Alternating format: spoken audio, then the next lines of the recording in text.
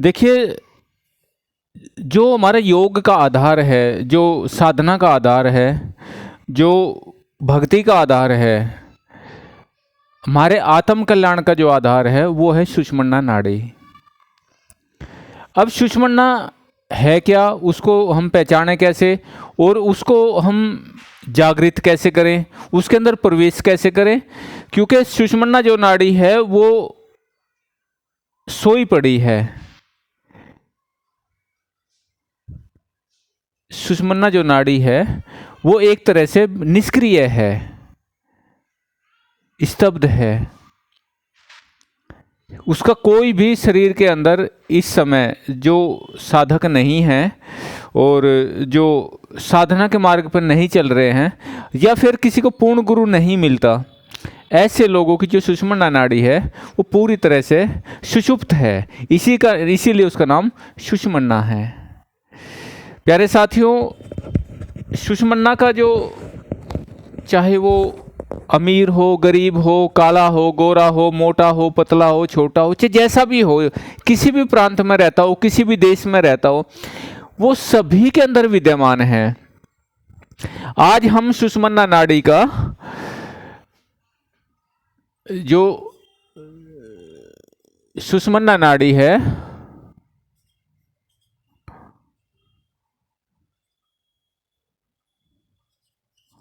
सुषुम्ना जो नाड़ी है इसका हम पहला भाग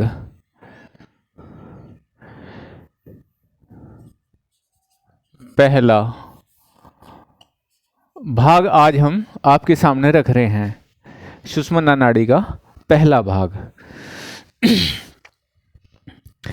प्यारे साथियों, जितना भी मुझे इसमें सिलेबस मिला, जो गुरुजी से मेरे को साधना मिली, मैं वो सारा एक एक करके आपके सामने रखता जाऊंगा।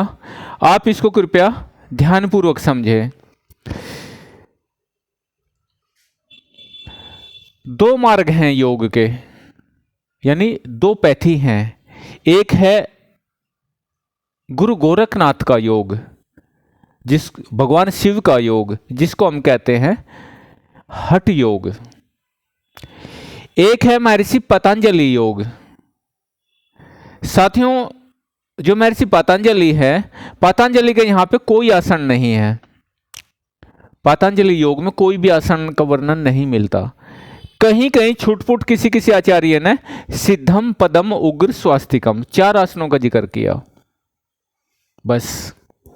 अन्यथा पतंजलि योग में सिर्फ और सिर्फ इतना वर्णन मिलता है कि स्थिरम सुखम आसनम, जहां पे भी आप स्थिरता से बैठ सके वही आसन है।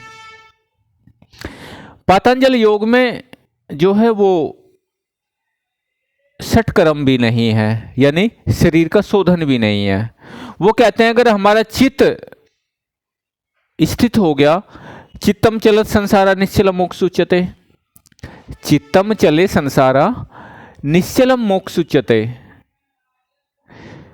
अगर चित्त चल रहा है तो ये संसार चल रहा है, और चित्त अगर हमारा स्थित हो जाए तो हमारा मन अपने आप से रुक जाएगा और वहीं पे हमारी समाधि लगने लग जाएगी।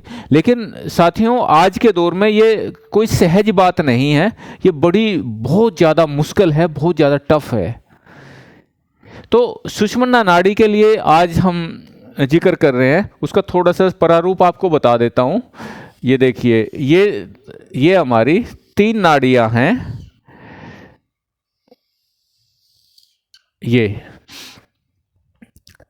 ये यहाँ पे मेरुदंड जो हमारा है, इस मेरुदंड में ये सुषुम्ना यहाँ से शुरू होती है। इसके बाद हमारे जो चक्र हैं वो चक्र इस पे आते जाएंगे, और वो ये क्योंकि काफ़ी लंबा है, इसका एक वीडियो में समझाना संभव नहीं है, तो काफ़ी सारा है, इसको मैं धीरे धीरे आपको हर वीडियो में आपके इसके बारे में बताता जाऊंगा। साथियों, मूलाधार, स्वादिष्टान,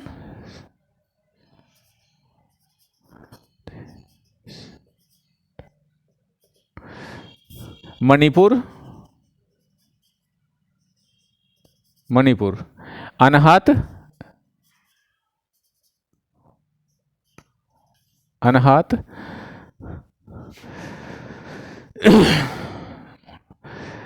मूलाधार, स्वादिष्ठान, मणिपुर, अनाहत, विशुद्ध।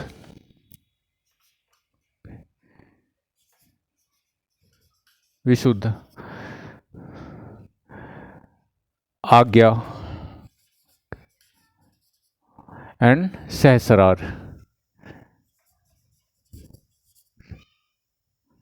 ये हमारे षड चक्र हैं। 1 2 3 4 5 6 सब चक्रों में ये जो जितने भी ये चक्र हैं ये सारे सुषुम्ना नाड़ी की शाखाएं हैं। आप समझो, ये जितने भी जो चक्र हैं, जो प्लेक्सस हैं हमारे, ये सारे सुषुम्ना नाड़ी की शाखाएं हैं। कोई चक्र ऐसा नहीं है कि वहाँ पे भाई जैसे अभिमन्यु युद्ध में और अपने उसका रथ का पहिया उठाकर वो घुमा रहा है, ऐसा कुछ नहीं है।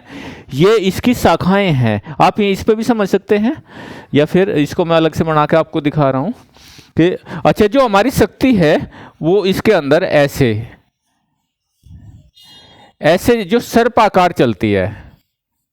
ये बिल्कुल सीधी नहीं है, ये सर्पाकार है।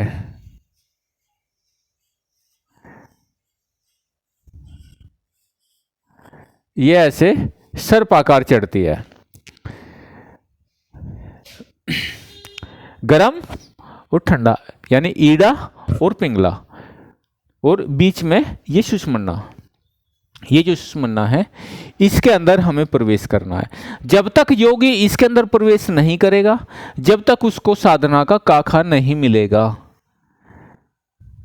आपके सामने ये बात मैं आज स्पष्ट कर देता हूं पहले ही भाग में कि जब तक इसके अंदर सुषुम्ना में कोई भी साधक प्रवेश नहीं करेगा, जब तक उसको काखा साधना का मिलेगा नहीं। और किसी योग्य गुरु के ही सानिध्य में साधना करना, बगैर योग्य गुरु के साधना आप बिल्कुल मत करना। आप जो अपनी डेली एक्सरसाइज करते हैं वो करते रहना, लेकिन साधना मत करना, यानी कुंडलिनी जागरण की साधना बिल्कुल मत करना। एक यहीं पे साथियों मैं एक छोटी सी बात और बताना चाहता हूँ, ये मैंने आपके सामने रख दिया। आपने देखा होगा भगवान यानी कि शिवलिंग, ये हमारा शिवलिंग है और ये हमारी अर्घा है। ये जो है ये इसके अंदर से जो हम भगवान शिव को यहाँ पे जल चढ़ाते हैं वो इसके उतर के नीचे चल जाते हैं। इसको हम बोलते हैं जलहरी, इसको बोलते हैं जलहरी। साथियों इसके मूल में यहाँ पे ये 3.5 लपेटे लगा के कुंडलिनी शक्ति अपनी जो पूंछ है उसको मुख के अंदर दबा के सोई हुई है। सर्पाकार जो कुंडलिनी शक्ति है उसकी जो पूंछ है उसको अपने मुख में दबा के यानी मुख में लेके सोई हुई है। ये कुंडलिनी शक्ति का वर्णन आता है। साथियों कुंडलिनी शक्ति है क्या? कुंडलिनी एक शक्ति है। लोग सोचते होंगे वो तो सर्प के जैसी है, यानी ये जो हमारा जो क्षेत्र है इस क्षेत्र के अंदर वो जो ऊर्जा है हमारी ऐसे लपेटे मारती रहती है यहाँ पे, यानी वो जो सोई पड़ी है जैसे सागर के अंदर जल पड़ा हुआ है, लेकिन जब तक धूप नहीं होगी, सूर्य की गर्मी नहीं पाएगा, जब तक वो भाप बन के आकाश में नहीं जाएगा, और आकाश में नहीं जाएगा तो बादल नहीं बनेंगे, और बादल नहीं बनेंगे तो वर्षा नहीं होगी, हिमालय में बर्फ नहीं पड़ेगी, और आपको जीवन नहीं मिलेगा, नदी नालियाँ सब सूख जाएंगी। जितना भी जनमानस है, जितना भी जीव जगत है, जितना भी चाहे वो जड़ है, चेतन है, जंगम है, कोई भी है, वो सब इस जल के बगैर खत्म हो जाएगा। तो इन सब का जो आधार है वो क्या है? सूर्य। क्योंकि सूर्य से आपके पौधों को भी जीवन मिलता है, जीवों को भी जीवन मिलता है, चाहे वो जड़ है चाहे चेतन है, चाहे कोई भी है, दोनों को ही सूर्य से जीवन मिलता है। क्योंकि इसका जो आधार है ये है यहां पे शिव।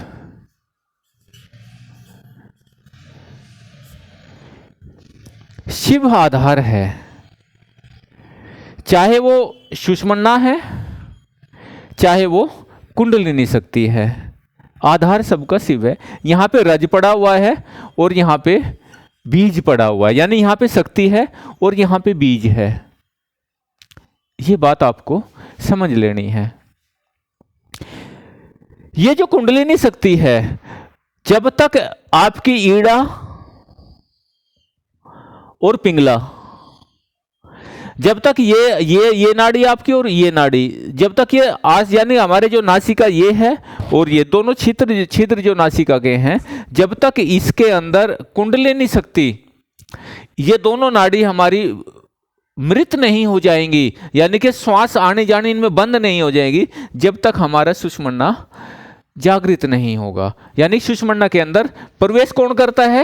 ये कुंडलिनी शक्ति। श्वास जब रुक जाएंगे तो ये कुंडलिनी शक्ति के ऊपर दाब पड़ेगी और ये इसके अंदर प्रवेश करके ऊपर की ओर उठने लग जाएगी। ये ऐसे शिव और शक्ति का मिलन जो है वो ये दूरी है इनकी, यानी कि आपका मूलाधार चक्र और सहस्रार चक्र, इसी के बीच का जितना भी क्षेत्र है, जितना भी इसके बीच का जो मार्ग है, ये मैं आपको बार बार कहता हूं आप हर वीडियो में अपनी, कि 2.5 से 3 फीट का जो हमारा एरिया है, यानी मेरुदंड का ये एरिया हमारा यहाँ से लेके और यहाँ तक का जो एरिया है, ये देख, यहाँ पे देख लीजिए, यहाँ से यहाँ तक का जो ये सफ़र है, ये हमारे ये शक्ति है यहाँ पे, और ये यहाँ पे बीज है, यानी कि यहाँ पे जो है वो आपका मूलाधार है और ये सहस्रार है। ये जो शक्ति है जो सुषुम्ना प्रवेश करेगी वो इसके अंदर से प्रवेश होता, ये कुंडलिनी शक्ति इस सुषुम्ना में यहाँ से प्रवेश करके और इसी में ही वो शक्ति बार बार अप डाउन करेगी, बार बार इसमें जाएगी। एक विद्युत है, और जिस दिन आपका मूलाधार जागृत होगा, यानी कि कुंडलिनी शक्ति अपने जागने की ओर चलेगी, उस दिन एक नाद होगा, बहुत जबरदस्त विस्फोट होगा, आपको एक बहुत तगड़ी आवाज़ सुनाई देगी। वो कुंडलिनी शक्ति का पहला आपका जो एक्सपीरियंस होगा वो पहला होगा। पहला एक्सपीरियंस क्या होगा? बड़ी तेज आवाज आएगी उसमें। साथियों, ये जो है आप इसको समझ गए होंगे, इसको मैं हटा देता हूं। इसके बाद फिर आपको मैं इसका दूसरा रूप बता रहा हूं कि जो हमारी जो फिर एक बारी मैं आपको समझा देता हूं कि ये जो हमारी सीधी रेखा है, ये सीधी रेखा हमारा क्या है? मेरुदंड है ये। तो इस मेरुदंड के अंदर और जो हमारी यहां से लेके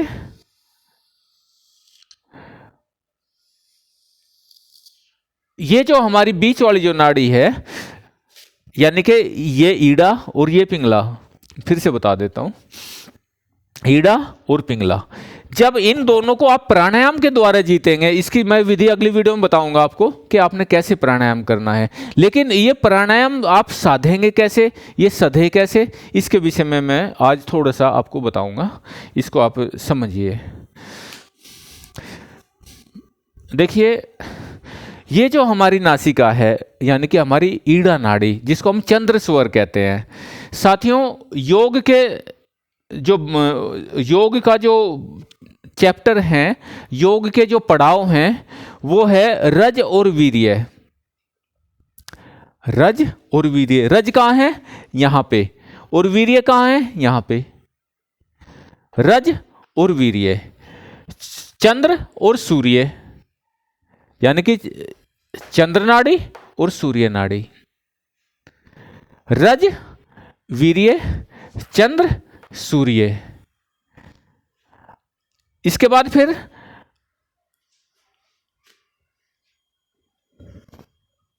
आत्मा और परमात्मा, ये 3 पड़ाव हैं मात्र। इन मात्र 3 पड़ाव को आपने पार करना है। आपको सारी विधि कुंडलिनी जागरण की आपको प्रैक्टिकल करके दिखाऊंगा, आपको सारा समझाऊंगा कि कैसे आपकी कुंडलिनी शक्ति जागृत हो। लेकिन इसका मतलब ये नहीं कि आप आज करने लग जाए और आप आज ही आपको इसमें सफलता मिल जाएगी। करत करत अभ्यास जड़मती होत सुजान, रसरी आवत जावत से सील पर पड़त निशान। प्यारे साथियों, ये जो श्वास है, ये दोनों श्वास जब तक आपके स्थिर नहीं होंगे, आपके मन चाहे दिशा में नहीं चलेंगे, जब तक आप इसको सफलता नहीं पाएंगे। तो इसमें सबसे पहले आपको क्या करना है? अपनी श्वासों के ऊपर ध्यान देना है। कैसे? अगर रात्रि का समय है तो आपका सूर्य स्वर चलना चाहिए, और दिन का समय है तो आपका चंद्र स्वर चलना चाहिए। कोशिश करें कि अधिक से अधिक आपकी ये आदत बने कि आपका रात्रि में सूर्य स्वर चले। कैसे चलेगा? ये देखिए, ये एक कॉटन है मेरे पास में, इस कॉटन को ही मैं आपको आधार बना के दिखा देता हूँ। देखिए, ये कॉटन को हमने ऐसे एक छोटा सा इसको आकार दे दिया, ऐसे ये आकार दिया, और इसको मैंने बाएं, जो हमारा बाएं नासिका है, इसके अंदर मैंने इसको ऐसे, ये देखिए मैंने इसको ऐसे नासिका को इसमें प्रवेश करवा दिया। तो अब क्या होगा, जब मैं करवटदार लेटूंगा, जब मैं इस ओर करवट लेऊंगा, तो मेरा धीरे धीरे श्वास इस ओर से चलने लग जाएगा। अगर आपको लगता है कि दिन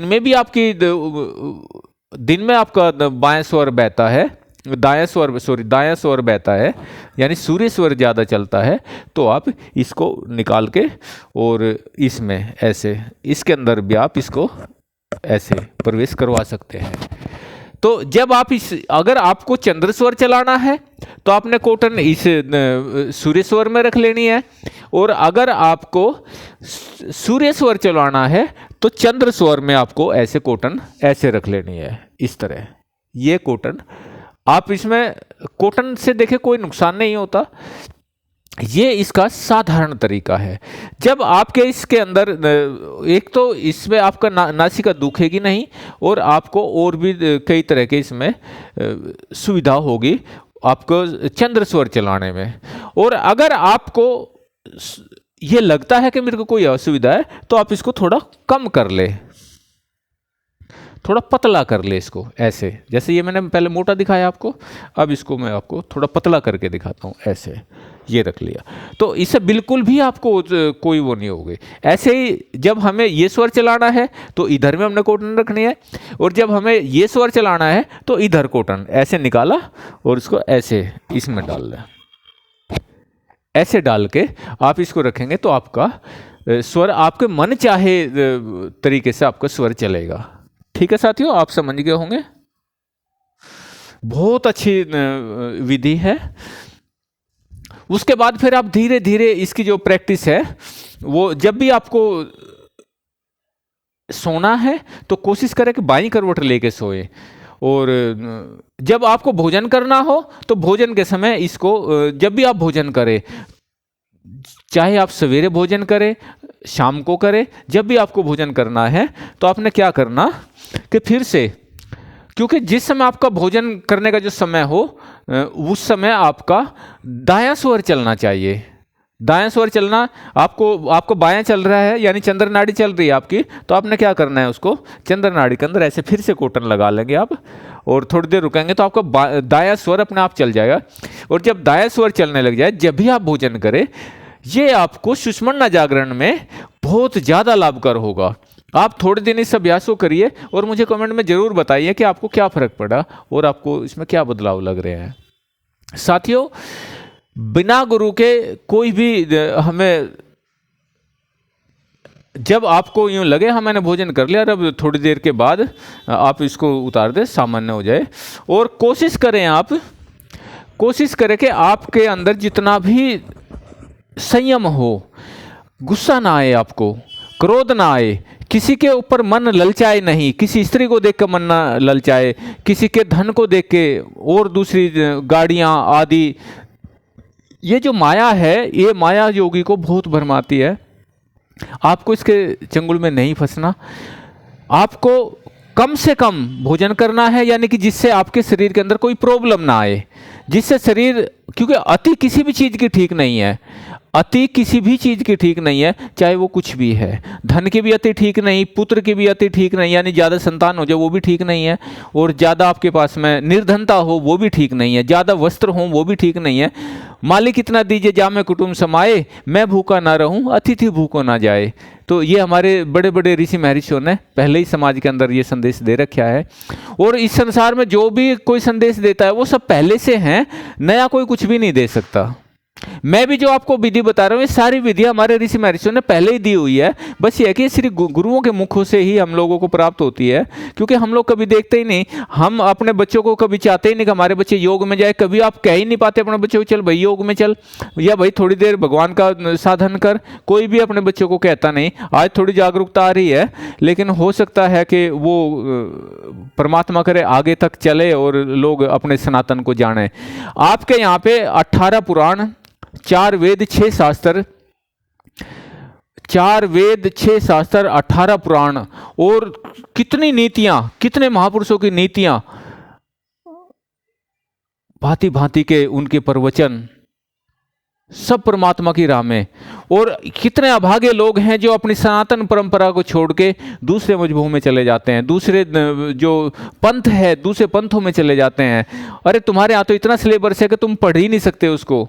और जिनके पास में एक एक बुक है, और वो भी क्या पता क्या वो ऑथेंटिक है या नहीं है, हमें नहीं पता, लेकिन मुझे इतना पता तुम्हारे यहाँ पे इतना सिलेबस है, तुम्हारे यहाँ पे इतना पढ़ने के लिए है, इतनी नीतियाँ हैं, हर चीज़ का नियम। आपके यहाँ खाने का भी नियम है, आपके यहाँ जीने का, मरने का, सोने का, जगने का सब नियम है, और फिर भी आप इतने अभागे हैं। यानी कि हम में से कुछ लोग इतने अभागे हैं कि अपना धर्म छोड़कर दूसरे के धर्म में चले जाते हैं।